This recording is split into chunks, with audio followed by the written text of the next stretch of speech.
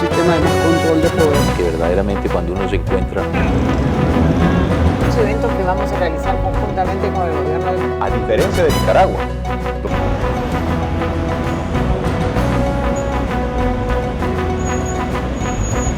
Nunca vamos a cambiar de principios ni de... Equivocado, o un país que tiene super...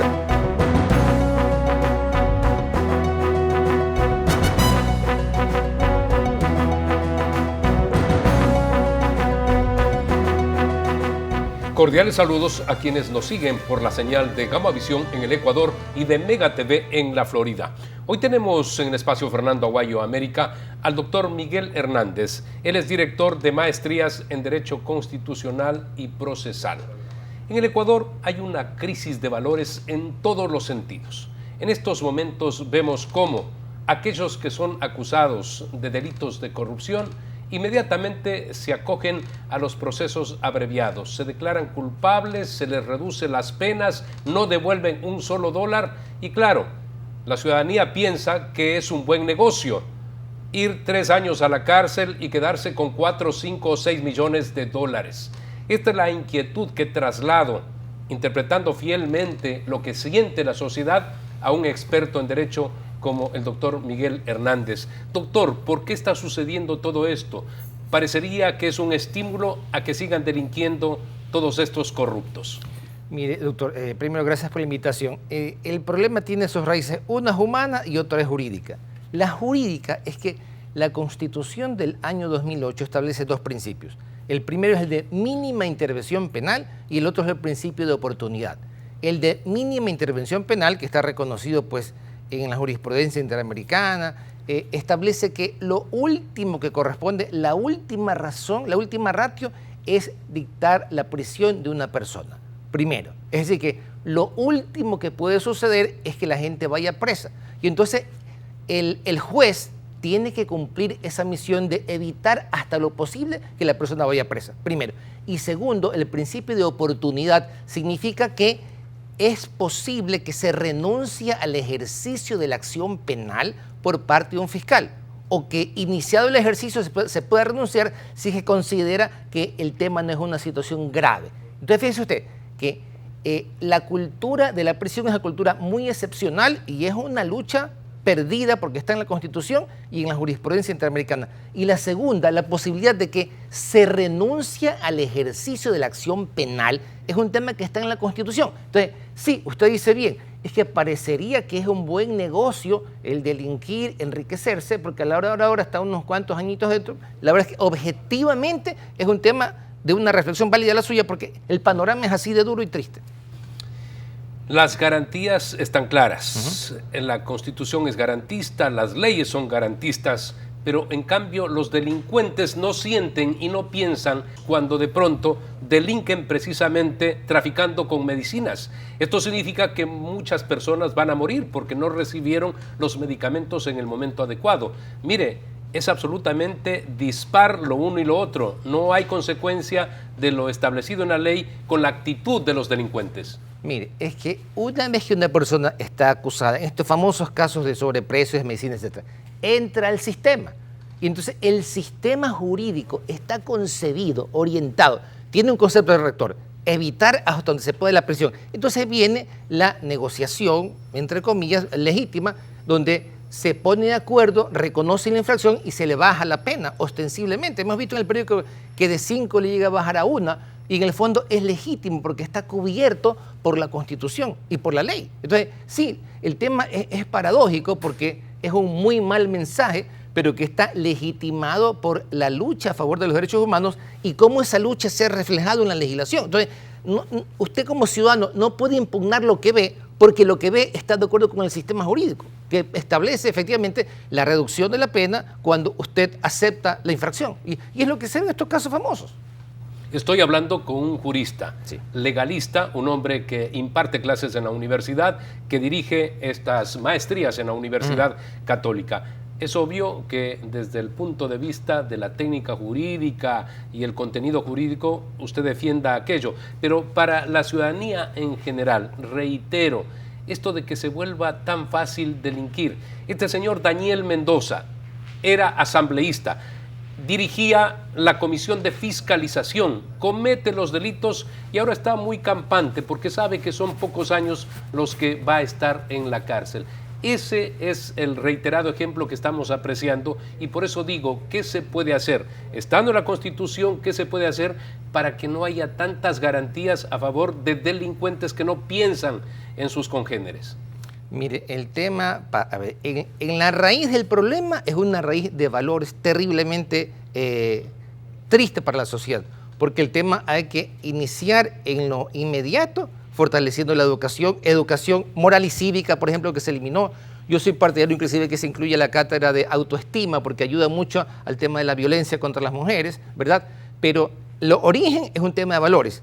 Cuando usted ya entra en se hace mayor de edad, y esa falta de educación en valores se refleja, entonces usted tiene una cadena de problemas que son tristes para la sociedad y todos los ciudadanos vemos y lamentamos esta situación que ocurre y evidentemente cuando se trata de autoridades elegidas por el pueblo que tienen una gran expectativa, la gente tiene gran expectativa en el desempeño, uno se encuentra con lamentables chascos, como se dice, porque encuentra una realidad muy triste. Evidentemente que una faceta es la faceta penal y garantista, que es una faceta tremendamente objetiva. Y la otra es el tema de la raíz del problema, porque hay mucha cultura del facilismo, del mínimo esfuerzo, de la zona de confort, de admirar la riqueza, no importa si es bien habida, si es mala vida. Hay una cultura de irrespeto a las normas de convivencia, a las normas de vecindad, a las normas de educación. Fíjese usted, pasa con frecuencia que la gente cumple lo mínimo para poder pasar. Si se trata de asistir a clases, hay un cálculo para asistir la menos posible y andar en la frontera entre quedarse y no quedarse y pasar al otro año. Ese es un tema lamentable con el que vivimos los ciudadanos, pero obedece a una cultura de facilismo lamentable y ese facilismo es producto de un problema de educación en valores. La solución no está en las reformas de la ley, porque además las reformas no pueden ser regresivas. Una vez que usted conquista un derecho, no puede retroceder. Dice la Constitución que ni siquiera la reforma constitucional puede ser regresiva. Por eso es que esta parte formal es una parte dura, pero no es la causa. La causa está en el origen, en la familia, en el valor, en el colegio. Desde que el niño va al jardín de infantes, que hace fila y respete la fila, y no se le coma el lunch de la lonchera a su vecino. Todas esas cosas juegan, porque tiene que el pequeño ver la importancia de educarse correctamente. Para eso juegan mucho las felicitaciones o las críticas a los hijos, el premio, el no premio, etc. Es que si no se hace así, si el trabajo no emprende ahí, la sociedad está perdida, mi amigo. En poco tiempo más van a haber elecciones en el Ecuador y los sentenciados, los acusados, aquellos que están presos, los otros que están fugados, piensan que con un posible cambio de gobierno, si llega un afín a ellos, entonces van a quedar allí a foca cero todas las sentencias. Eso no es independencia judicial. ¿Cómo catalogar este tipo de aventuras, doctor? Mire, lo primero es que la independencia judicial es un principio y es una lucha. Es un principio porque hay que luchar desde siempre para que se materialice. Yo le diría que mayoritariamente sí existe independencia judicial, pero evidentemente hay casos sensibles en los que el tema se pone a prueba. Seguro que sí, sea por la fama del funcionario, por la dimensión del problema judicial, por la publicidad, por la prensa, etc. Entonces sí, yo le diría que mayoritariamente sí hay independencia judicial y hay que luchar para que las porciones de falta de independencia queden completamente desterradas. Entonces, como es un principio y uno lucha por los principios, tiene que ser también algo que la ciudadanía realmente lo empodere, como se dice, para que lo tenga presente y le haga seguimiento a estos temas. Segundo, desde el punto de vista del sistema de justicia, la independencia se refleja frente al expediente que no haya interferencia de terceros. Entonces sí, y esa independencia además se refleja en la calidad de las sentencias, porque la calidad de las sentencias hace que el imputado pueda discutir, pueda contraargumentar las argumentaciones de la sentencia. La otra parte es lo que usted me dice, a ver, las expectativas de las personas condenadas a que si hay un cambio de gobierno sean indultados. Nuevamente volvemos al sistema jurídico. El tema del indulto es una posibilidad plena. Pues claro, puede ser que llegue a ser un tema reprochable, pero sí, o sea, tampoco se puede discutir que el tema de un presidente nuevo indulte a las personas que él considere que corresponde indultarlas. Vuelvo y digo, esa es una particularidad del sistema jurídico. Ahora, déjeme decir una cosa también con claridad. Es importante que en el sistema de justicia y en la sociedad y en el Estado no se incurra en los mismos temas en que se critican, porque hemos criticado como sociedad las interferencias del sistema de justicia, etcétera. Pero el tema no se arregla cuando hay un nuevo gobernante y cuando hay otro gobernante y hace lo mismo, porque si no, como sociedad y como Estado no vamos a cambiar. Y esto, ¿por qué es importante? Porque, por decirle, el promedio de la duración de los juicios tiene que ser un promedio estándar. No es que un juicio famoso dura poquito tiempo y el otro dura más tiempo. O sea, es un tema sumamente delicado. ¿Por qué? Porque cuando estas cosas se discuten en el sistema interamericano de derechos humanos, ahí es donde el tema de los tiempos para resolver es un tema objetivo y que puede poner en tropiezos al Ecuador. Vuelvo y digo, el mensaje es que no podemos caer como sociedad y como sistema a hacer lo mismo que se hacía antes cuando se criticaba. No me refiero a un gobierno actual ni al futuro, es el concepto. No es que es malo cuando era antes y es bueno cuando soy yo. No, eso es muy importante porque tiene que ver con los valores. Vamos a hacer un corte comercial y retornamos con el jurista, el doctor Miguel Hernández.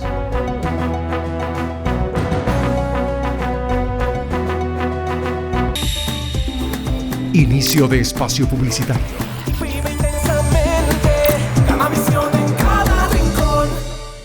En Banco del Pacífico sabemos que el que ahorra lo consigue. Como Miguel, que ahorró para comprarse una moto y que su hijo nunca falte a los entrenamientos para ser el próximo campeón.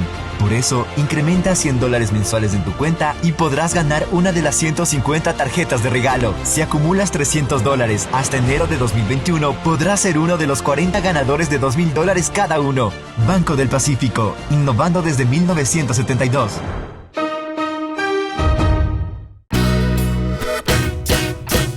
Guayaquil es la puerta de entrada a Ecuador y a las Islas Galápagos. Una ciudad que brilla, llena de arte, música y entretenimiento. Aquí la aventura se expresa en todas sus formas, desde paseos por el río y sus malecones hasta conciertos al aire libre y vista panorámica de la ciudad desde la perla. Y en la noche la diversión no se detiene, con diversas actividades para todos. Porque en Guayaquil una experiencia vale más que 1000 imágenes.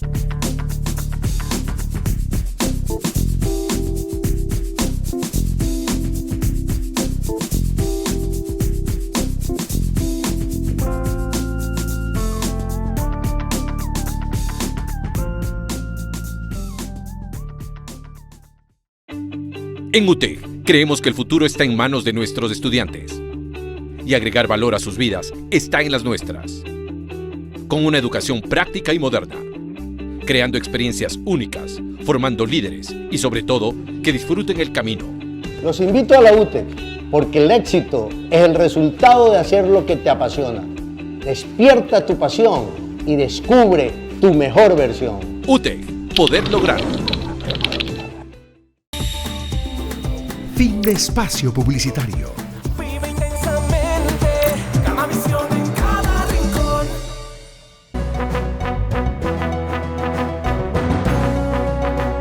Manuel Merino era el presidente del Congreso del Perú. Ahora es el nuevo presidente de ese país. El próximo año deben haber elecciones, pero Perú vive desde el 2001 una severa crisis de carácter política.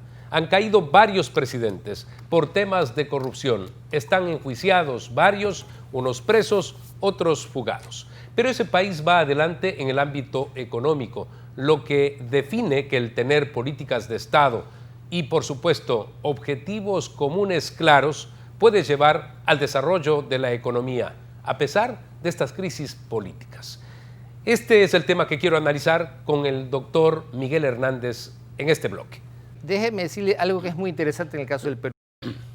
Cuando usted me dice, mire, hay problemas, hay un presidente que está sentenciado, otro puede estar fugado, es interesante el síntoma porque le refleja que el sistema penal sí está funcionando. Tanto que fíjese usted que el presidente Alan García llegó a suicidarse. Pero es interesante ver que si hay consecuencias de las infracciones en las que los cuales se han acusado. Han habido presidentes, el uno está fugado, sentenciado, una pareja de esposos estaba en la cárcel, creo que todavía está en la cárcel, pero es un salieron, pero sigue el proceso y podrían ser sentenciados a 20 años de prisión. Es el caso del señor Ollanta Humala y su esposa. Pero es un síntoma Nadine interesante Heredia. del funcionamiento del sistema. Y fíjese usted algo que es realmente destacable, que a pesar de todos los avatares políticos, la economía peruana funciona muy bien. Ahora ha sido afectada un poco, pero sus indicadores de crecimiento, su Producto Interno Bruto es impecable. No obstante la dimensión del problema. Fíjese usted, la hija del presidente Fujimori terminó en la cárcel, pero ¿qué le refiere eso? Que sí funciona el sistema y que pueden haber situaciones políticas, juzgamientos políticos, destituciones, pero cuando va al sistema penal hay síntomas de que funciona bien. Y segundo, que la economía marcha muy bien a pesar de tremendas crisis. Aquí pues hemos tenido una economía boyante con el dólar fantástico, ¿verdad? Y sin embargo, abstracción hecha de la situación de los políticos, la economía ha caído en parte por un tema de exceso de gasto público, por la situación petrolera, etcétera, pero hay una diferencia importante. Allá la crisis no estremece la economía, aquí la economía se estremece solita, sin necesidad de conflictos políticos. Vale la pena aclararlo para la gente que piensa que de pronto están votando presidentes como en nuestra época en el Ecuador y que el país se está derrumbando, pero el Perú exhibe los mejores indicadores económicos. Funciona muy bien, hay alto índice de inversión, inclusive si usted lee la prensa, algunas industrias ecuatorianas se han ido allá al Perú, tiene un sistema de estímulos tributarios interesante, entonces es un país que funciona, esa es la palabra, un país que funciona, inclusive hasta donde yo ubico tiene indicadores económicos más avanzados que Chile y eso es algo digno de emular. Los expresidentes Alberto Fujimori, Alejandro Toledo, el propio Alan García, el señor Ollanta Humala y su esposa, el señor Pedro Pablo Kuczynski, el señor Martín Vizcarra, han sido enjuiciados, han sido procesados, lo que determina que en el Perú nadie está por encima de la ley, al margen de que todo se deba investigar y que por supuesto en los procesos llegarán a las definiciones y a las sentencias, pero reitero, en ese país nadie está por encima de la ley. Es lo que debemos pensar, debe ocurrir también en el Ecuador, doctor Hernández. Eso es lo conmovedoramente positivo, que la igualdad, como dice en el Palacio de Justicia de los Estados Unidos, equal justice under law, igual justicia debajo de la ley. Es decir, todos deben ser tratados de la misma manera, no importa quiénes sean, no importa su fama, no importa su riqueza o su pobreza, todos deben ser tratados de la misma manera y me parece que estos síntomas son muy importantes en el caso del Perú, porque hemos visto que lamentablemente el presidente ha caído, se ha destituido, pero hay un mensaje importante, funcionamiento de instituciones del sistema penal y además un país que tiene una economía competitiva, que puede competir, porque sin competitividad usted no va a ningún lado. Agradecemos al jurista y académico, el doctor Miguel Hernández. Luego de la pausa comercial, les vamos a presentar a nuestro segundo invitado, el doctor José Andrés Omeara. Él es el director de Contratación Pública de Colombia, un país que busca también comprar con mayor eficiencia, transparentar las compras públicas, como debe acontecer en el Ecuador. Vamos a la pausa, retornamos.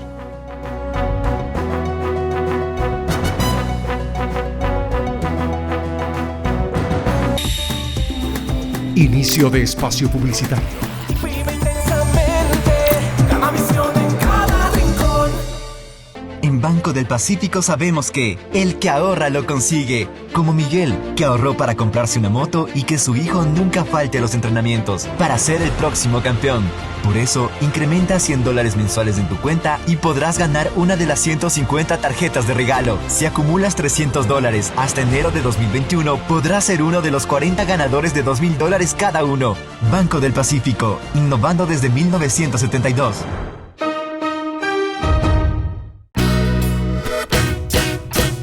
Guayaquil es la puerta de entrada a Ecuador y a las Islas Galápagos, una ciudad que brilla, llena de arte, música y entretenimiento. Aquí la aventura se expresa en todas sus formas, desde paseos por el río y sus malecones hasta conciertos al aire libre y vista panorámica de la ciudad desde la perla. Y en la noche la diversión no se detiene, con diversas actividades para todos, porque en Guayaquil una experiencia vale más que 1000 imágenes.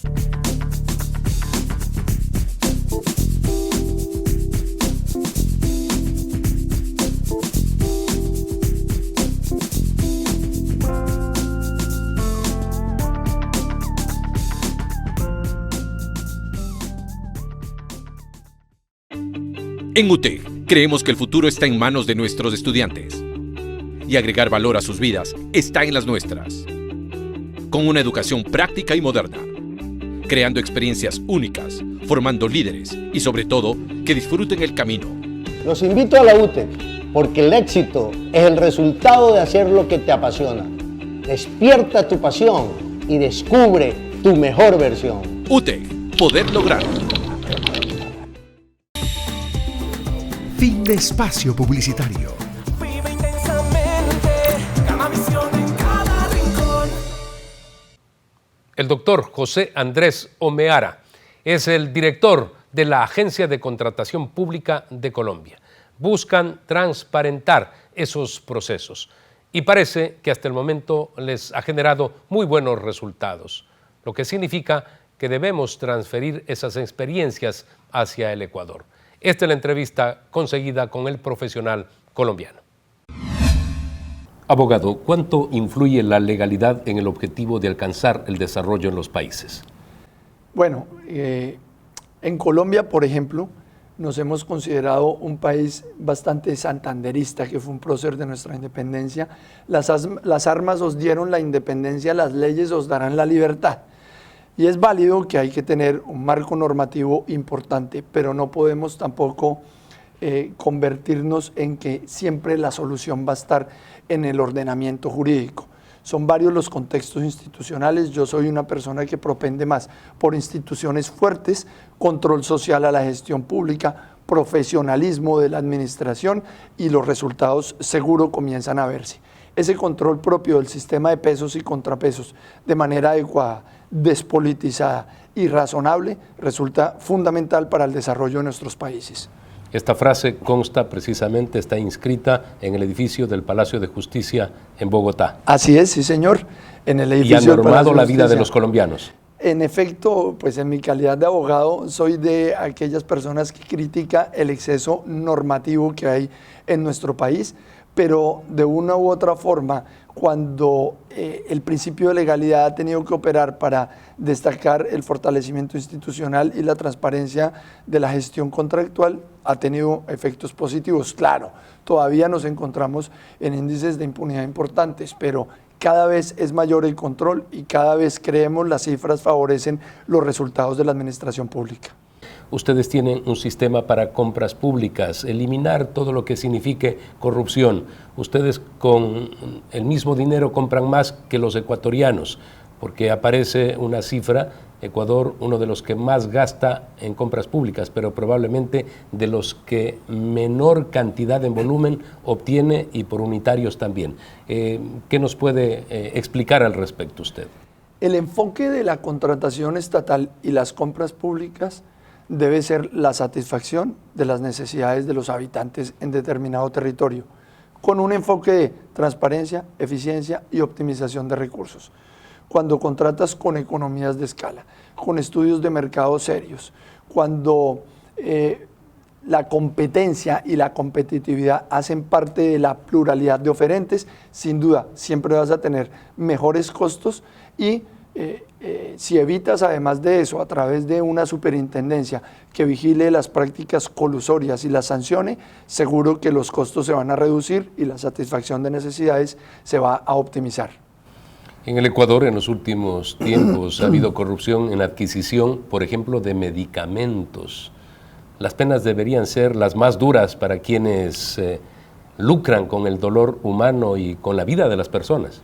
Digamos que la consecuencia jurídica como un componente de la regla que tiene un supuesto de hecho y una consecuencia jurídica es válido, pero si diseñamos mejores escenarios de prevención a través de acuerdos marco de precios, seguramente que la adquisición de medicamentos resultará mucho más beneficiosa que tener que llegar a la consecuencia de sancionar a aquellas personas que incurren en delitos relacionados con actos de corrupción en la adquisición de estos bienes y servicios.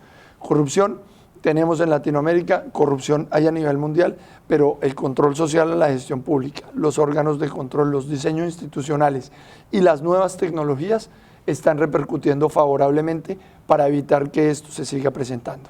Uno piensa en innovación, tecnología y plataformas y cree que a partir de ahí viene la transparencia. Sin embargo, se denuncia que igualmente se puede manejar en las instituciones de compras públicas este tema y al final terminan ganando a aquellos que antes de la aplicación de la tecnología también lo hacían. Combatir la impunidad resulta fundamental, ¿no? Sigamos, en el ejercicio de este tipo de prácticas, si no se presentan consecuencias negativas para los actores de conductas punibles, pues lo van a reiterar y lo van a continuar haciendo. Pero cuando hay sanciones ejemplarizantes, no solo desde el punto de vista punitivo, sino también desde el punto de vista social y económico, sin lugar a dudas, los países empiezan a mejorar y los componentes sociológicos de los actos delictivos empiezan a reducir. Usted hablaba de la Procuraduría, de la Contraloría, de las asustadurías, que sería lo más importante, cosa que parece no se ha detectado en países como el nuestro. En efecto, Colombia tiene, digamos, dentro de su estructura constitucional, unos órganos de control y básicamente son la Procuraduría General de la Nación desde el punto de vista disciplinario y la Contraloría General de la República desde el punto de vista fiscal. Cuando se realiza un mal estudio de mercados que puede conducir a valores superficiales o mayores costos en la adquisición de obras, bienes y servicios, la Contraloría te inicia un proceso de responsabilidad fiscal, no solo al ordenador del gasto, también al supervisor o interventor del contrato y también al contratista. En ese orden de ideas, pues es un escenario que protege aún más el gasto público y los dineros del Estado. Colombia siempre ha demostrado prudencia en el manejo de la macroeconomía, también del ámbito fiscal. Y por eso pues, es un país que no está muy comprometido como otros con déficits fiscales. Pero todo esto en función también de saber calificar el gasto. Nosotros debemos decir lo contrario, gastamos por gastar. Elefantes blancos, por ejemplo, que han servido para actos de corrupción. Es lo que hay que evitar. ¿Y cómo hacerlo?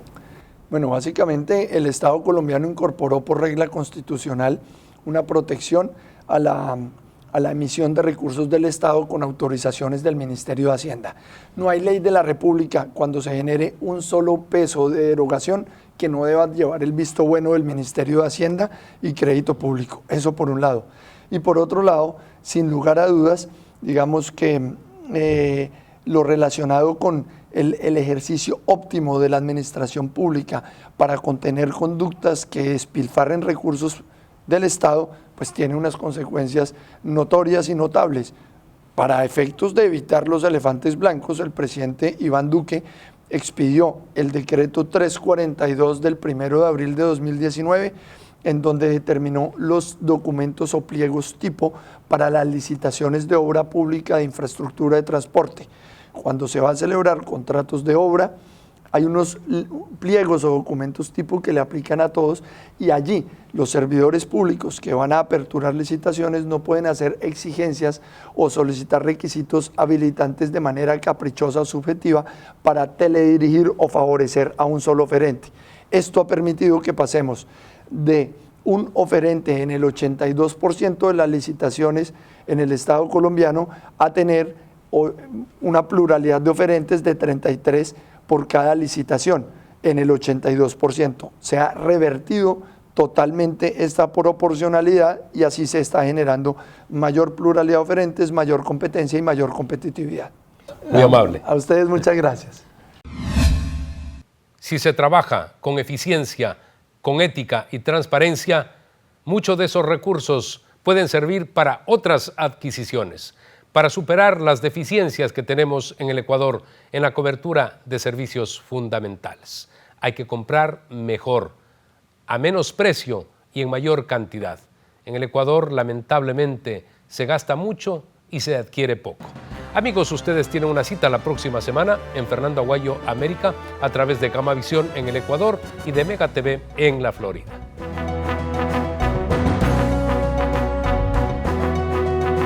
Va hacia un sistema de más control de poder. Que verdaderamente cuando uno se encuentra... Los eventos que vamos a realizar conjuntamente con el gobierno de... A diferencia de Nicaragua.